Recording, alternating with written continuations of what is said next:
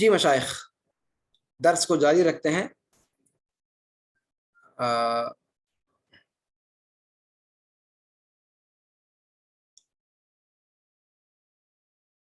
گفتگو چل رہی تھی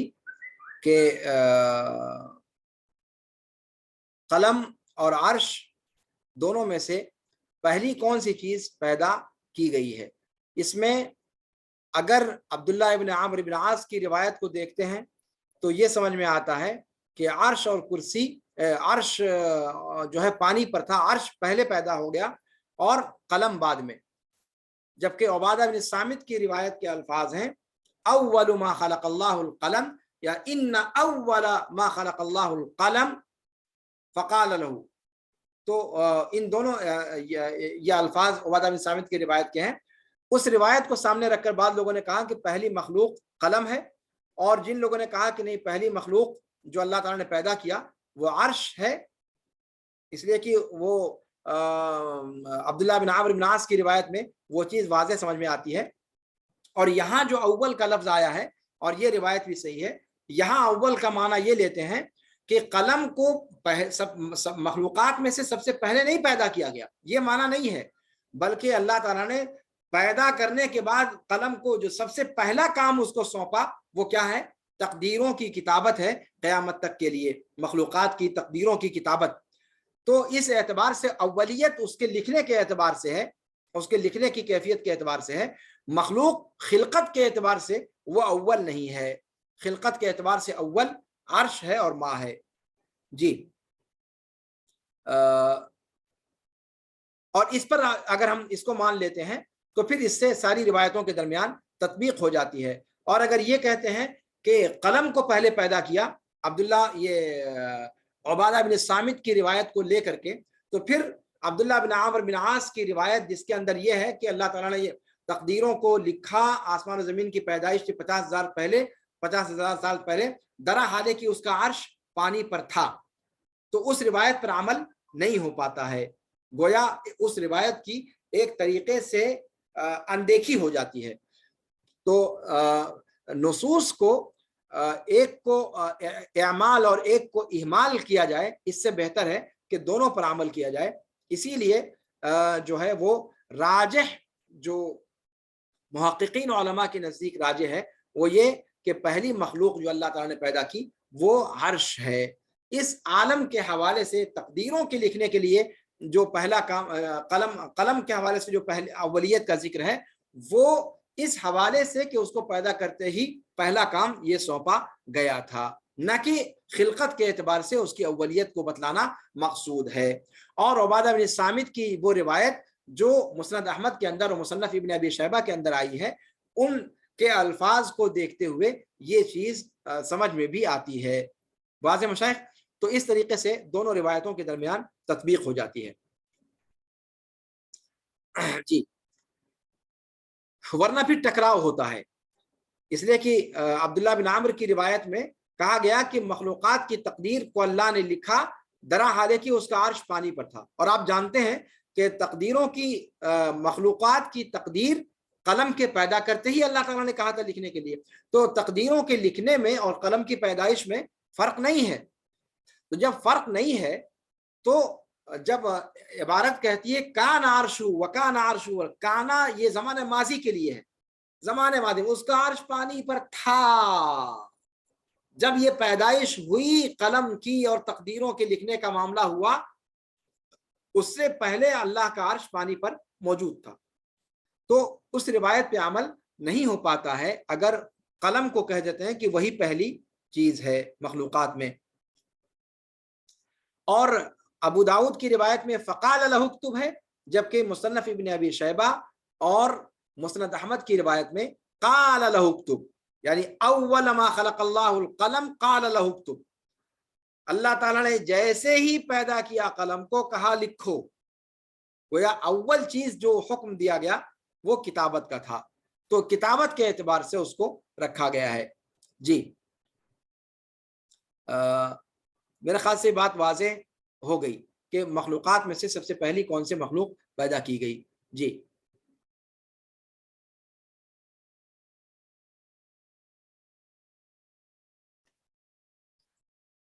جن لوگوں نے کہا کہ عرش قلم سے پہلے ہے اور ایسے ہی پانی بھی قلم سے پہلے ہے، اس لیے کہ جب عرش کو آپ پہلے کہیں گے اور اللہ تعالیٰ فرماتا ہے وَكَانَ عَرْشُ عَلَى الْمَاءِ، تو ظاہر سی بات ہے عرش پہلے تھا تو پانی بھی پہلے تھا، گویا قلم کا درجہ ان دونوں کے بعد آتا ہے۔ اور یہی قول جمہور سلف کا قول ہے، جیسا کہ امام ابن تیمیہ رحمہ اللہ نے جمہور کی طرف اس کو منسوب کیا ہے، ابن تیمیہ نے بھی اور امام ابن تیمیہ کے علاوہ دیگر محققین علماء نے۔ دوسرا قول کیا ہے کہ قلم یہ مخلوقات میں سب سے پہلی مخلوق ہے اور عرش اور ماء اس کے بعد ہے، یہ اہل علم میں سے ایک گروہ اس طرف گیا ہے، ٹھیک ہے۔ اور ترجیح ان دونوں قولوں کے درمیان اس طریقے سے ہوگی کہ ایسا قول اختیار کیا جائے جس میں تمام احادیث کے درمیان جمع کی صورت نکل جائے، ان کے درمیان ٹکراؤ کا راستہ نہ بنے۔ اگر ہم یہ کہتے ہیں کہ قلم سب سے پہلے اللہ تعالیٰ نے پیدا کیا تو پھر وَكَانَ عَرْشُهُ عَلَى الْمَاءِ والی روایت مکمل طور پر محمل ہو جاتی ہے، گویا آپ تعارض دکھلا رہے ہیں، اور تعارض دکھلا کر کے عبداللہ بن عمرو بن عاص کی روایت پر عبادہ کی روایت کو راجح قرار دے رہے ہیں، تو اس روایت کو پورے طور پر آپ محمل قرار دے رہے ہیں۔ اس سے بہتر یہ ہے جو پہلا قول اختیار کیا جس کو ابن تیمیہ نے جمہور کا قول کہا ہے، امام ابن تیمیہ وغیرہ نے، اس میں دونوں روایتوں پر عمل ہو جاتا ہے، اس طور پر کہ اللہ تعالیٰ نے سب سے پہلے عرش اور پانی کو پیدا کیا، اور جہاں تک قلم کے سب سے پہلے پیدا کرنے کا ذکر آیا ہے اول ما خلق اللہ القلم، یہاں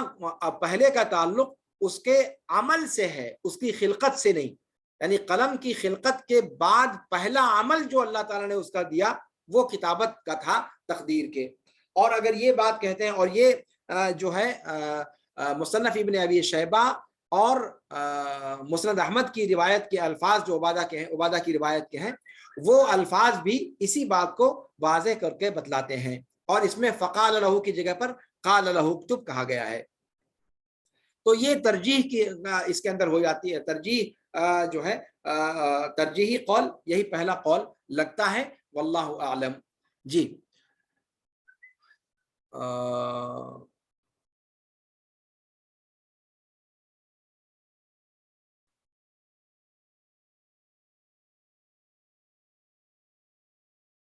اسی لیے امام ابن قیم رحمہ اللہ نے اپنی کتاب التبیان کے اندر کہا کہ ان اول ما خلق اللہ القلم اور اول ما خلق اللہ القلم،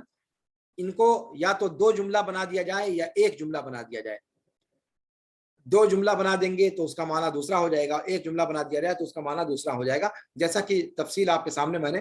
اس سے پہلے پیش کی ہے۔ وہ تفصیل امام علامہ ابن قیم رحمہ اللہ نے اس کو تفصیل کے ساتھ بیان کیا ہے۔ جی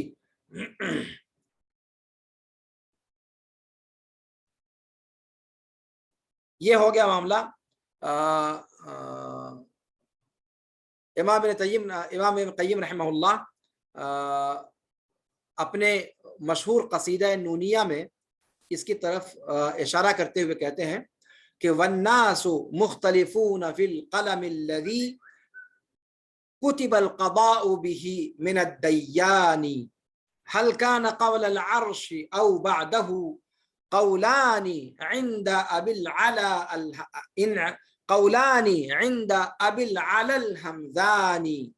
والحق ان العرش قبل لانه عند الكتابة كان ذا ارکان۔ بہت واضح طور پر ابن قیم نے کہہ دیا کہ حق بات یہ ہے کہ عرش کا وجود قلم سے پہلے ہے، اس لیے کہ جب قلم لکھنا شروع کر رہا تھا تب عرش اپنے ارکان کے ساتھ پانی پر موجود تھا۔ تو امام ابن قیم نے بھی اسی قول کو راجح قرار دیا ہے، امام ابن تیمیہ نے بھی اسی کو راجح قرار دیا ہے، اور جمہور کا قول بھی یہی ہے، اور اسی سے ساری روایات کے درمیان جمع کی شکل نکلتی ہے۔ ایک روایت کو لینا اور ایک روایت کو چھوڑنا یہ کسی طور پر مناسب نہیں ہے۔ جی اب اس کے بعد آتے ہیں اگلا مسئلہ، اور وہ کیا ہے کہ قلم کا جب ذکر کیا گیا تو قلم کیا ایک ہی قلم ہے؟ کہتے ہیں کہ اگر آپ اللہ کے رسول صلی اللہ علیہ وسلم کے معراج والی رات کے قصے کو دیکھیں تو اللہ کے رسول صلی اللہ علیہ وسلم نے اس میں فرمایا کہ جب اللہ رب ساتویں آسمان پر جانے کے بعد اللہ کے رسول صلی اللہ علیہ وسلم کو مزید بلندی کی طرف لے جایا گیا تو وہاں اللہ کے رسول صلی اللہ علیہ وسلم نے فرمایا ہے کہ ثم انی رفعت لمستوى ثم انی رفعت لمستوى اسمع فیہ صریف الاقلام، کہ پھر مجھے اس درجے تک بلند کر دیا گیا، اس اونچے مقام تک بلند کیا گیا جہاں میں قلموں کے چلنے کی آواز سن رہا تھا۔ قلموں کے سریر خامہ، قلم کے چلنے کی آواز، قلم جب کاغذ پر چلتا ہے اس کی آواز ہوتی ہے جیسا کہ آپ جانتے ہیں، تو جس کو سریر خامہ غالب صاحب کہتے ہیں، قلم کے چلنے کی آواز، کہا اللہ کے رسول صلی اللہ علیہ وسلم نے کہ مجھے اس اعلیٰ مقام پر بلند کیا گیا جہاں میں قلموں کے چلنے کی آواز سن رہا تھا۔ اب اس روایت کے اندر اللہ کے رسول صلی اللہ علیہ وسلم نے اقلام کا ذکر کیا ہے، جبکہ ابھی تک جو لوح محفوظ کے ساتھ ذکر آپ نے سنا وہ قلم کا ذکر سنا ہے۔ تو یہ قلم کا اور اقلام کا قصہ کیا ہے؟ قلم ایک ہے یا ڈھیر سارے ہیں؟ یہ بھی بات واضح کرنا ضروری ہے۔ لوح محفوظ کے حوالے سے جب بات کی جائے تو وہ اکلوتا قلم ہے، اور وہ قلم وہی ہے جس کا وصف آپ کے سامنے بیان کیا گیا کہ وہ نور سے بنا ہوا ہے، اس کی لمبائی آسمان و زمین کے مابین ہے۔ وہ قلم ایک قلم ہے جو سب سے جس کو پیدا کرتے ہی سب سے پہلا کام اللہ رب العالمین نے تقدیروں کو لکھنا لوح محفوظ کے اندر رکھا تھا۔ یہاں جو قلموں کے چلنے کا ذکر اللہ کے رسول صلی اللہ علیہ وسلم نے بیان فرمایا ہے، یہ فرشتوں کے ہاتھ میں جو قلم تھے ان قلموں کی بات اللہ کے رسول صلی اللہ علیہ وسلم فرما رہے ہیں۔ یہ اقلام وہ قلم نہیں ہے جس نے تقدیروں کو لکھا قیامت کی صبح تک کے لیے، یہ اقلام وہ اقلام ہیں جو اللہ رب العالمین نے فرشتوں کے ہاتھ میں رکھے ہیں، اور فرشتے ہر دن جس طریقے سے کائنات کے اندر، اس دنیا کے اندر جو چیزیں ہونے والی ہیں، جو چیزیں ہونی ہیں، جن چیزوں کو نہیں ہونا ہے، اس کے حوالے سے جو ہدایات اللہ رب العالمین کی طرف سے ملتی ہیں وہ یہ فرشتے اپنے قلم سے نوٹ کرتے ہیں۔ تو یہ اقلام وہ قلم ہے، یعنی تقدیروں کو لکھنے والا جو قلم جس کا ذکر لوح محفوظ کے ساتھ کیا گیا، وہ اکلوتا اکیلا اپنی جگہ پر وہ ایک الگ چیز ہے، اور وہ اللہ کے حکم سے بغیر کسی لکھنے والے کی مدد سے اس نے اللہ کے کہنے پر لکھنا شروع کر دیا تھا، اس کا مقام و مرتبہ دوسرا ہے۔ یہ اقلام جن کا ذکر اللہ کے رسول صلی اللہ علیہ وسلم نے اس معراج والی روایت میں کیا ہے، یہ وہ اقلام ہیں جو فرشتوں کے ہاتھ میں ہیں، اور جو مخلوقات میں جو چیزیں ہونے والی ہیں یومیہ یا ہفتے وار، اس کو جو اللہ رب العالمین کی طرف سے احکام کو نوٹ کرتے ہیں اور اس کے مطابق آ کر کے اس کائنات میں کرتے ہیں، یہ وہ ہدایات ہیں جو وہ فرشتے لکھتے ہیں۔ یہ اللہ رب العالمین کی وحی ہوتی ہے اپنے فرشتوں کی طرف، جو جن چیزوں کے بارے میں ذمہ داری جن کو دی جاتی ہے، بارش کی ذمہ داری کسی کو دی گئی، روح قبض کرنے کی ذمہ داری کسی کو دی گئی، کوئی مصیبت ڈالنے کی ذمہ داری کسی کو دی گئی، کوئی مصیبت اٹھانے کی ذمہ داری کسی کو دی گئی، کوئی خاص عمل درج کرنے کی ذمہ داری کسی کو دی گئی۔ یہ جو فرشتوں کو اللہ رب العالمین کی طرف سے ہر روز الگ الگ جو ذمہ داریاں تفویض کی جاتی ہیں، ان ذمہ داریوں کے حوالے سے فرشتے اللہ رب العالمین کی تعلیمات کو، وحی کو جو لکھتے ہیں، یہ وہ قلم ہیں۔ جی، اور آپ جانتے ہیں کہ اللہ رب العالمین کا کہ جو احکام ہیں، یہ احکام یہ متناہی نہیں ہیں، یہ ختم ہونے والے نہیں ہیں۔ اللہ رب العالمین نے قرآن کریم کے اندر فرمایا وَلَوْ أَنَّ مَا فِي الْأَرْضِ مِنْ شَجَرَةٍ أَقْلَامٌ وَالْبَحْرُ يَمُدُّهُ مِنْ بَعْدِهِ سَبْعَةُ أَبْحُرٍ مَا نَفِدَتْ كَلِمَاتُ اللَّهِ،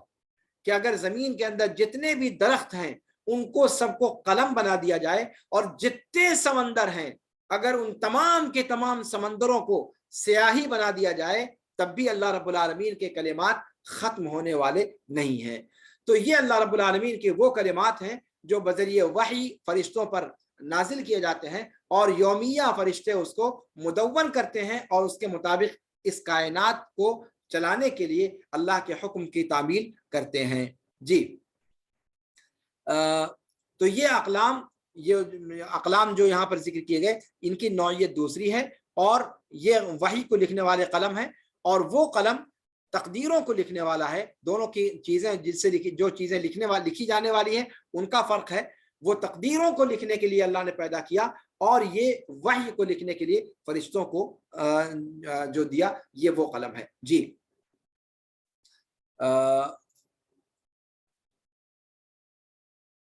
امام طحاوی رحمہ اللہ نے یہ بات جو کہی کہ اللہ رب العالمین نے جو لکھ رکھا ہے اس کو کوئی ٹالنے والا نہیں اور جو چیز اس کے ہاں نہیں ہے وہ کوئی کرنے والا نہیں, اس کے اندر کوئی اضافہ حذف کرنے والا نہیں. گویا یہ عبداللہ بن عباس رضی اللہ تعالیٰ عنہ کی عنہما کی روایت کی طرف اشارہ ہے جس میں عبداللہ بن عباس رضی اللہ تعالیٰ عنہما کو اللہ کے رسول صلی اللہ علیہ وسلم نے تعلیم دی تھی اور کہا تھا کہ تقدیر پر ایمان رکھیں اور جو چیزیں انسان کو ملنے والی ہیں وہ کبھی اس سے فوت نہیں ہو سکتی اور جو چیزیں اس کو نہیں ملنے والی ہیں وہ پوری دنیا اگر اکٹھا ہو جائے تب بھی وہ اس کو نہیں دے سکتی. اسی مضمون کو یہاں پر بیان کیا ہے امام طحاوی رحمہ اللہ نے تقدیر کے حوالے سے. یہاں پر ایک چیز شراح نے ذکر کی ہے کہ قضاء اور قدر پر براہ راست ایمان کا اس سے تعلق نکلتا ہے. یعنی جو چیز اللہ نے لکھ رکھی ہے وہ آپ کو مل کر رہے گی اور جو نہیں لکھی ہے وہ نہیں مل سکتی, چاہے آپ اس کے لیے جتنا بھی جگاڑ کر لیں, جتنا بھی اپنے آپ کو ہلکان کر لیں. یہاں پر قضاء و قدر پر ایمان کی حقیقت سمجھ میں آتی ہے. اگر انسان اس چیز کو صحیح طریقے سے اپنے ذہن و دماغ میں بیٹھا لے اور اللہ رب العالمین کے لیے اپنے آپ کو سرنڈر کر دے اور جو خوشیاں اس کو میسر آتی ہے اس پہ خوش ہو لے اور جو آزمائشیں اللہ رب العالمین کی طرف سے انسان پر پڑتی ہیں حوادث کی شکل میں, مصائب و آلام کی شکل میں, ہلاکت و بربادی کی شکل میں, تو ان پر صبر کر لے تو پھر انسان کا بیڑا پار ہے. یہ چیز آپ جانتے ہیں. تو قضاء و قدر پر ایمان یہ بہت اہم پہلو ہے ان جملوں کے اندر جس کو امام طحاوی رحمہ اللہ کھل کر بیان کرنا چاہتے ہیں عبداللہ بن عباس رضی اللہ تعالیٰ عنہما کی روایت کی طرف اشارہ کرتے ہوئے. ایک چیز یہاں پر تقدیر کے باب میں ذکر کرنے کی یہ ہے اللہ رب العالمین کی قضا کے حوالے سے. آپ کو اس سے پہلے بتایا گیا تھا کہ قضا اور قدر کے اندر نسبت کیا ہے. قضا اس تقدیر کو کہا جاتا ہے جو نافذ العمل ہو چکتی ہے, جس کی تنفیذ ہو چکتی ہے, اور تقدیر عام ہے جو اس کو بھی شامل ہے اور جو نہیں تنفیذ ابھی تک ہوئی اس کو بھی شامل ہے. راجح قول یہی ہے. قضا کا دو پہلو ہے. اللہ رب العالمین کی قضا پر انسان راضی ہو یہ ایمان کا جز ہے, لیکن اس کا مطلب کیا ہے یہ اصل میں یہ سب چیزیں تھوڑا سا آپ لوگوں کو وقت میں لے رہا ہوں, لیکن میں سمجھتا ہوں کہ یہ سب چیزیں جاننا بہت ضروری ہے, اس لیے کہ عام طور پر یہ سب مسائل بیان نہیں کرتے ہیں لوگ. قضا سے انسان کے راضی ہونے کا دو پہلو ہے. قضا جب آپ کہتے ہیں تو اس کا دو پہلو ہے. ایک پہلو وہ جو اللہ رب العالمین کا فعل ہے اور دوسرا پہلو قضا کا وہ ہے جو انسان سے جڑا ہوا ہے, جو مخلوق سے جڑا ہوا ہے. تو قضا جب آپ کہتے ہیں تو اس میں دونوں چیزیں شامل ہیں, اللہ رب العالمین کا فعل بھی اور بندے کی طرف سے جو مقضی چیز ہے اس کے حوالے سے بندے کا رد عمل, ان دونوں چیزوں کو قضا شامل ہے. تو جب ہم کہتے ہیں کہ اللہ رب العالمین کی قضا پر انسان کو راضی رہنا چاہیے تو اس کا مطلب کیا ہے کہ قضا کا جو تعلق اللہ رب العالمین کے فعل سے ہے اس پر بندے کا خوش رہنا،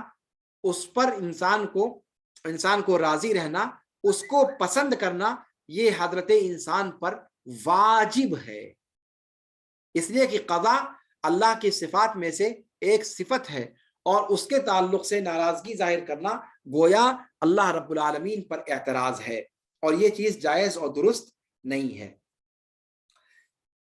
تو قضا کا ایک پہلو جو اللہ رب العالمین کے فعل سے جڑا ہوا ہے، اس پر رضامندی بندے کی طرف سے واجب ہے، یعنی کوئی بندہ اگر یہ کہے کہ میں اس سے راضی نہیں ہوں تو یہ ایک واجب کا ترک کرنا اس سے لازم آئے گا، وہ گنہگار ہوگا۔ قضا کا دوسرا تعلق بندے سے ہے، قضا کا دوسرا تعلق بندے سے ہے، اور بندے سے جو تعلق ہے اس میں قضا کی دو شکلیں بنتی ہیں۔ ایک شکل وہ ہے جو اللہ رب العالمین کے قضا مصائب کی شکل میں ہے، اور ایک اللہ رب العالمین کی قضا جو بندے کے لیے معائب کی شکل میں ہے۔ تو یہ دو نوع بنتی ہے مقضی علیہ کے اعتبار سے، یعنی بندے کے اعتبار سے، یعنی مصائب کا فیصلہ یا معائب کا فیصلہ، اللہ رب العالمین کی جانب سے مصائب کی قضا یا معائب کی قضا۔ تو اس میں علماء کہتے ہیں کہ مصائب کا جہاں تک مسئلہ ہے،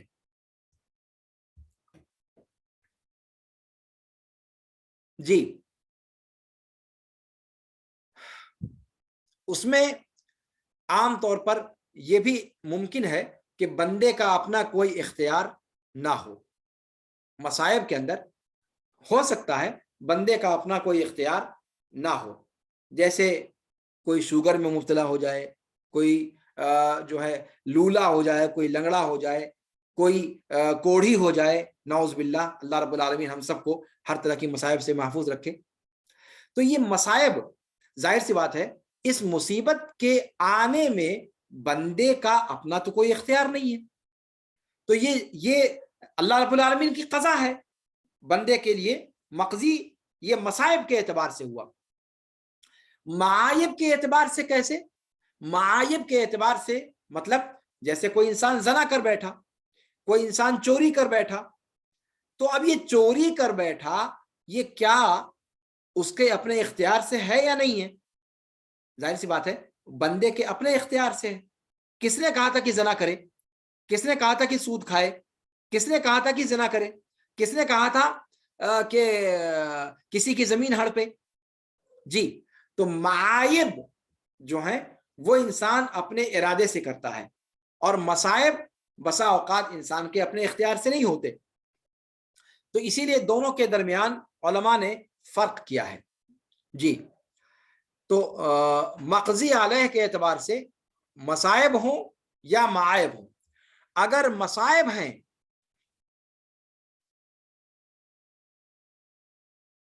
تو اس پر صبر کرنا اور اس پر راضی ہونا یہ مستحب ہے۔ مصائب اگر ہیں تو اس پر صبر کرنا، اس پر رضامندی اللہ رب العالمین کے تئیں یہ بندے کی طرف سے مستحب ہے، واجب نہیں ہے، واجب نہیں ہے، دھیان دیجیے گا۔ مصائب پر اللہ رب العالمین کی طرف سے جو مصیبت کا فیصلہ بندے کے لیے ہوا ہے، اللہ کے فعل کے اعتبار سے اس پر رضامندی واجب ہے، لیکن بندہ اپنے اعتبار سے کسی بیماری کو اچھا کیسے سمجھ سکتا ہے؟ ظاہر سی بات ہے یہاں پر اچھا سمجھنا یہ اس سے وجوبی طور پر نہیں، استحباب کے طور پر اس سے تقاضا ہے کہ اس بیماری کو بھی اچھا سمجھے اور اس پر راضی رہے۔ اگر نہیں رہتا تو کوئی حرج کی بات نہیں ہے، لیکن اگر رہتا ہے راضی تو اللہ رب العالمین کی طرف سے ثواب ملے گا۔ یہ مصائب کا معاملہ ہے۔ مصائب پر بندے کی طرف سے رضامندی، یعنی بندے کی طرف سے جو مقضی علیہ کے اعتبار سے جو دو نوع بنتی ہے قضا کی، مقضی علیہ کے اعتبار سے تو اللہ کے فعل کے اعتبار سے تو راضی رہنا واجب ہے، لیکن بندے کے اوپر پڑنے کے اعتبار سے رضامندی کی دو شکلیں ہو سکتی ہیں کہ وہ اللہ کی قضا مصائب سے متعلق ہو یا معایب سے متعلق ہو. اگر مصائب سے متعلق ہے تو اس پر بندے کا رضامند ہونا یہ مستحب ہے. اگر وہ رضامند نہیں ہوتا تو کوئی حرج کی بات نہیں ہے. اچھا، اگر جو فیصلہ بندے کے لیے ہوا ہے اس کا تعلق معایب سے ہے، یعنی گناہوں سے ہے، معصیتوں سے ہے، چاہے وہ معصیت زنا ہو، چوری ہو، ڈاکہ ہو، سود خوری ہو، شراب خوری ہو، وغیرہ وغیرہ، اگر اس قسم کی کہ معایب کا قضا اللہ رب العالمین کی طرف سے اللہ نے فرما دیا اس کے لیے، بندے کے لیے، تو اس معصیت پر رضامندی جائز نہیں ہے. بالکل درست نہیں ہے کہ بندہ اس برے فعل پر رضامندی کا اظہار کرے، بلکہ یہاں پر ضروری ہے کہ بندہ اس کو مکروہ سمجھے، ناپسند کر دے سمجھے، گرچہ یہ اللہ رب العالمین کی طرف سے قضا ہے. اور اسی لیے انسان کے لیے ضروری ہے کہ وہ اس کے آثار سے نکلنے میں جلدی کرے، توبہ کرے، انابت کرے، اس عیب کو پسند نہ کرے، اس گناہ کو پسند نہ کرے، گرچہ یہ اللہ رب العالمین کی طرف سے قضا ہے. میرے خیال سے بات واضح ہو گئی. تو قضا کے حوالے سے 3 چیزیں میں نے ذکر کی. پہلی بات تو یہ کہ اللہ کے فعل کے اعتبار سے، اس میں اللہ کی صفت ہونے کے اعتبار سے اللہ تعالیٰ نے جو فیصلہ کر دیا بندہ اس پر راضی ہو، یہ واجب ہے. یہ سوچ کر کہ اللہ کا فیصلہ ہے اور اللہ تعالیٰ جو چاہے فیصلہ کرے بندے کے لیے، اللہ کے فیصلے پر ہم نکیر کرنے والے کوئی نہیں، ہم اللہ کے فیصلے پر خوش ہیں. یہ اللہ کا فعل ہونے کے اعتبار سے. مقضی علیہ کے اعتبار سے اس کی 2 قسمیں ہیں، مصائب ہوں گے یا معائب ہوں گے. اگر مصائب ہیں تو اس پر بندے کا رضامند ہونا یہ مستحب ہے اور واجب نہیں ہے. اور اگر معائب ہیں یعنی معصیتوں کا قضا، اللہ تعالیٰ نے اللہ تک کی طرف سے معصیتوں کا فیصلہ اس کے لیے ہوا ہے، تو اس پر راضی رہنا جائز ہی نہیں ہے، بلکہ لازم ہے، واجب ہے کہ بندہ گرچہ یہ اللہ کی قضا ہے لیکن بندہ اس کو مکروہ سمجھے اور اس سے نکلنے میں جلدی کرے اور توبہ اللہ کرے، توبہ انابت کرے اور اس سے اپنے آپ کو باہر نکالے، اس سے رضامند نہ ہو، اس سے خوش نہ ہو اور اس عیب کو اپنے لیے پسند نہ کرے. جی، یہ چیز قضاء و قدر کے باب میں کہنا بہت ضروری تھا. اور اللہ رب العالمین کا قول وَمَن يُؤْمِن بِاللَّهِ يَهْدِ قَلْبَهُ، قرآن کریم میں سورۃ تغابن کی آیت نمبر 11 میں اللہ نے فرمایا. علقمہ رضی اللہ رحمہ اللہ تعالیٰ نے اس کی تفسیر یہی بیان کی ہے کہ وَمَن يُؤْمِن بِاللَّهِ يَهْدِ قَلْبَهُ سے مراد وہ آدمی ہے جسے کوئی مصیبت پہنچے تو وہ یقین رکھتا ہے کہ یہ اللہ کی طرف سے ہے، تو وہ رضامندی کا اظہار کرتا ہے اور تسلیم کر لیتا ہے اس چیز کو. تو مقضی چیز پر رضامندی کا اظہار کرنا مصائب کے قبیل سے جو ہو یہ مستحب ہے، یہ واجب نہیں ہے. یہ چیز واضح ہونی چاہیے. اور جو معائب کے تعلق سے ہے اس پر رضامندی کون کہے، اس پر اس کو مکروہ سمجھنا ضروری ہے، اس کو ناپسند سمجھنا ضروری ہے. اور اس کے بارے میں جو مزید اللہ رب العالمین کی حکمتیں ہیں وہ انسان جان سکتا ہے قرآن کریم کی سورۃ توبہ کی آیت نمبر 46-47 سے بھی، جس میں اللہ نے فرمایا کہ وَلَوْ أَرَادُوا الْخُرُوجَ لَأَعَدُّوا لَهُ عُدَّةً وَلَكِنْ كَرِهَ اللَّهُ بِعَاثَهُمْ فَثَبَّطَهُمْ وَقِيلَ اقْعُدُوا مَعَ الْقَاعِدِينَ لَوْ خَرَجُوا فِيكُمْ مَا زَادُوكُمْ إِلَّا خَبَالًا. یہ آیت کریمہ. تو ان ساری چیزوں کا ماحصل یہ ہے کہ بندے کو جو چیزیں اللہ رب العالمین کی طرف سے پہنچنے والی ہیں وہ کبھی اس سے خطا نہیں کر سکتی، وہ اس کو پہنچ کر کے رہیں گی، اور جو چیزیں اس سے فوت ہو گئیں وہ حقیقت میں اس کو ملنے والی تھی ہی نہیں. اس چیز کا ہمیں یقین رکھنا ضروری ہے. جی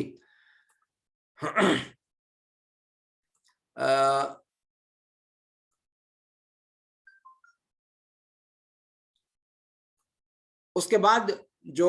امام طحاوی رحمہ اللہ نے آگے ذکر کیا کہ اللہ رب العالمین کے فیصلے کو کوئی ٹالنے والا نہیں، کوئی آگے پیچھے کرنے والا نہیں، اس کے اندر کوئی تبدیلی کرنے والا نہیں. یہ سب اللہ رب العالمین کے ملک میں تصرف کے قبیل سے ہے جس کا تعلق توحید ربوبیت سے بنتا ہے. اسی لیے امام طحاوی رحمہ اللہ نے آگے توحید ربوبیت کا ذکر فرمایا ہے، والاعتراف بتوحید اللہ تعالی و ربوبیتہ،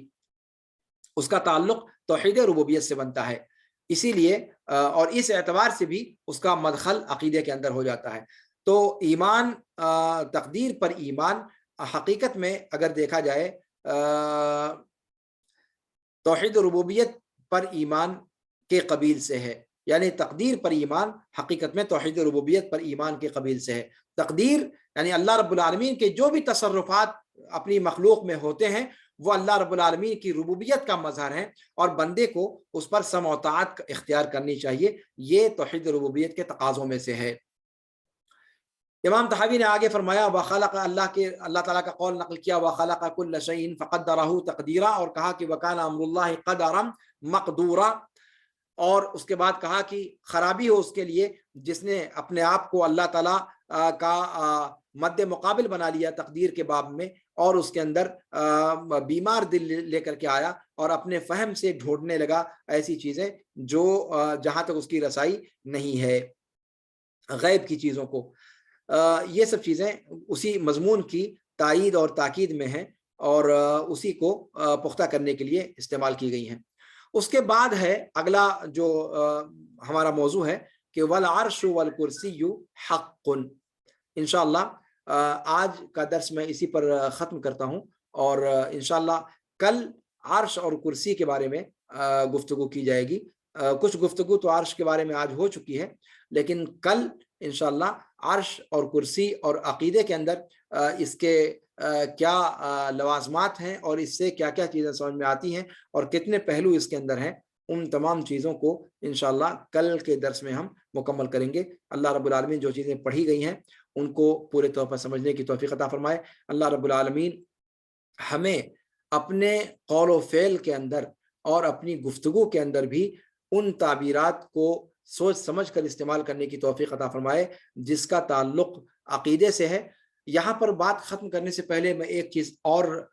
ذکر کرنا چاہوں گا کہ لوح محفوظ کے تعلق سے، جیسا کہ میں نے اس سے پہلے آپ کے سامنے بات رکھی ہے کہ بہت سارے باطل عقائد پائے جاتے ہیں، بہت سارے باطل عقائد پائے جاتے ہیں، اور صوفیہ وغیرہ اور وحدت الوجود اور وحدت الشہود وغیرہ کے جو ہیں سارے مسائل، ان کے حوالے سے بہت ساری چیزیں ہمارے درمیان بھی حلول کر گئی ہیں، ہمارے درمیان ہماری گفتگو میں وہ سب چیزیں آ گئی ہیں۔ آپ جانتے ہیں کہ بوسیری کا ایک مشہور قصیدہ ہے جس میں وہ کہتا ہے کہ وَمِنْ عُلُومِكَ عِلْمُ اللَّوْحِ وَالْقَلَمِ، اللہ کے رسول صلی اللہ علیہ وسلم کی مدح میں وہ قصیدہ اس نے کہا ہے، قصیدہ بوسیری بڑا مشہور قصیدہ ہے، آپ بھی جانتے ہوں گے اور اس پر آپ کو آگاہی ملی ہوگی۔ تو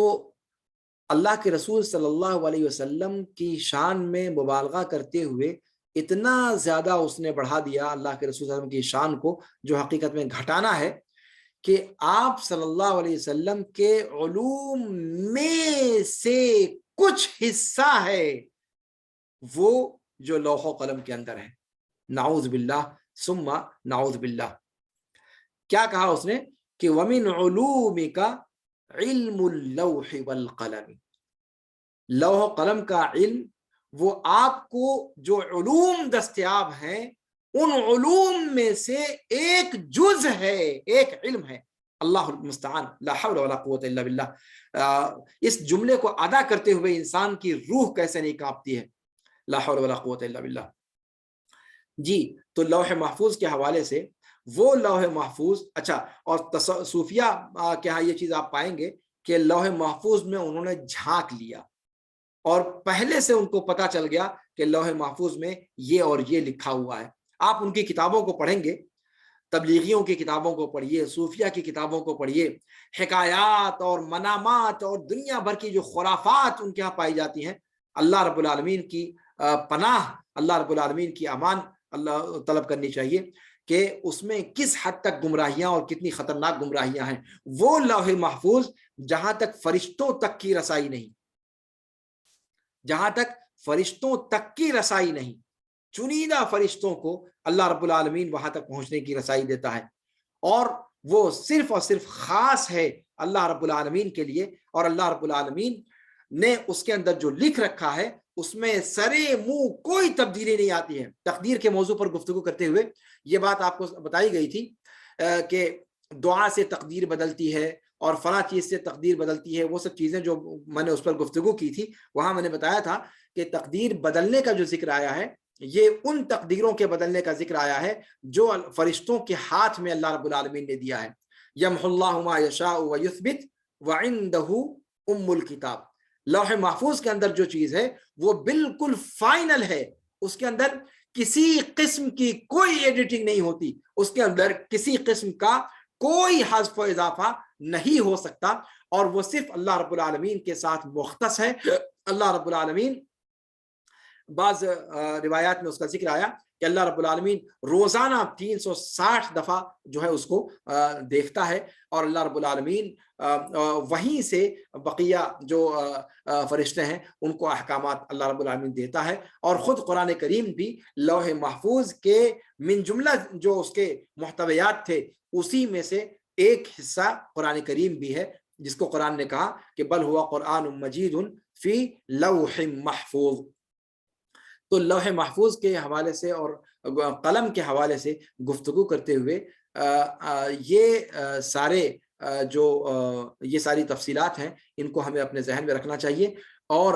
اس طرح کی جتنی بھی خرافات، حکایات جو ہمارے خاص طور سے اردو داں طبقے کے اندر اور فارسی داں طبقے کے اندر جو ان کی کتابوں میں، ان کے ادب میں، ان کی ادبیات میں اور ان کے شعر و شاعری میں پائی جاتی ہیں، یا خود عربی زبان میں بوسیری کے قصیدے جیسے مضامین جہاں جہاں بھی ذکر کیے گئے، یا پھر بریلویوں کے ہاں جو عقیدہ پایا جاتا ہے کہ وہی جو مستوی عرش تھا خدا ہو کر اتر پڑا ہے مدینے میں مصطفیٰ ہو کر، نعوذ باللہ، اور اس قسم کی چیزیں جس میں اللہ کے رسول صلی اللہ علیہ وسلم کو جو مقام اللہ رب العالمین نے عطا کیا ہے اس مقام سے بڑھا کر ذکر کرنے کی کوشش میں ان کے مقام کو گھٹا دیتے ہیں اللہ رب العالمین۔ اس قسم کے شنیع افعال سے اللہ رب العالمین ہم کو اپنے حفظ و امان میں رکھے۔ اللہ رب العالمین جو اہل سنت والجماعت کا عقیدہ ہے اس پر ہمیں صحیح سلامت زندہ و سلامت رکھے، اور اپنے سلف کے صحابہ کرام کے عقیدے پر اللہ رب العالمین ہمیں اٹھائے، اور اللہ رب العالمین ہمیں اپنے انبیاء، صدیقین، شہداء و صالحین کی رفاقت اس دنیا میں نصیب فرمائے۔ هذا وصلی اللہ وسلم علی نبینا محمد وعلی آلہ وصحبہ اجمعین۔ سبحانک اللہم وبحمدک، اشہد ان لا الہ الا انت، استغفرک واتوب الیک، والسلام علیکم ورحمۃ اللہ تعالی وبرکاتہ۔ انشاءاللہ کل والعرش والکرسی حق سے لے کر کے یہ 3 جو فقرے باقی رہ گئے ہیں اس پر انشاءاللہ گفتگو کریں گے، اور اگر ان لوح محفوظ اور قلم اور عرش اور کرسی ان چاروں کے حوالے سے اگر کوئی اشکال ہوگا، کوئی سوال ہوگا تو وہ سوال آپ پوچھ سکتے ہیں۔ آج کے درس سے متعلق بھی اگر کوئی سوال ہو تو اب آپ سوال پوچھ سکتے ہیں۔